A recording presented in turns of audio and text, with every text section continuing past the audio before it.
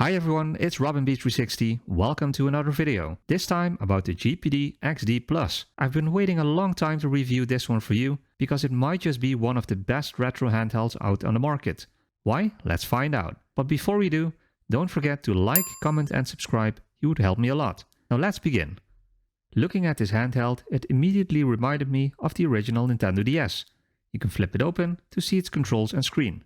It has two sticks, a D-pad, an L3 and R3 button, volume up and down, a power button, a menu button, a controller setting button, and more.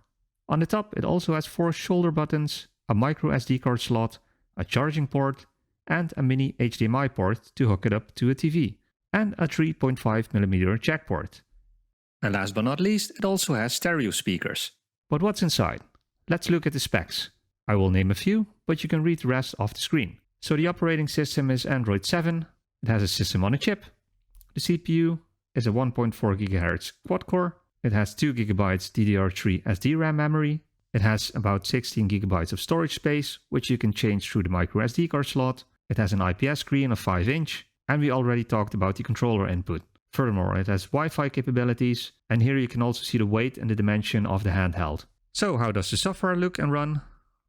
As you can see, the menu is straightforward, but looks very nice. The artwork of every game is displayed correctly, and it has almost every retro console on it, which is great. Later on in this video, you will also see that it will run most games very well. The settings menu is also clean and has a lot of tweaking options, which is great if you're into that. But what about the gameplay? Let's look at a few games. Crazy Taxi. I really love this game. It has one of the most memorable soundtracks in gaming, at least for me. I always need to get used to controls when switching to another game.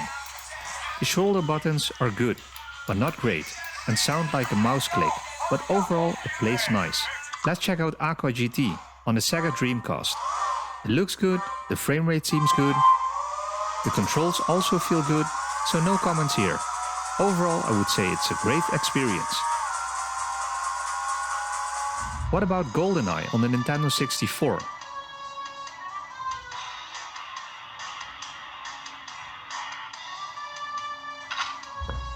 It looks great, but I really need to get used to these old first-person controls.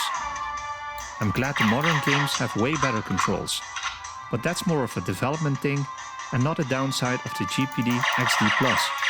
So overall, this is also a good experience. Let's check out Capcom vs SNK. So D-pads are always important on these 2D fighters. The D-pad feels nice, but it's a bit small in my opinion. Maybe it's just something to get used to. I have a small issue in getting the moves out, but it's still playable. Dead or Alive is mostly a game that has some frame rate issues, but here it looks pretty smooth. The controls and sound are also nice, so again a great experience here. So far it looked very good. I haven't tried the option yet to hook it up to a TV, but I might make a video about it later. So what does it cost? Currently you can buy the GPD XD Plus for around $229 on Amazon. I will leave a link for you in the description. So is the GPD XD Plus the ultimate retro handheld for you, or do you know any better ones? If you liked the video, don't forget to like, comment and subscribe so you don't miss up the upcoming comparison video of all the handhelds. Thank you for watching and I will see you on the next video.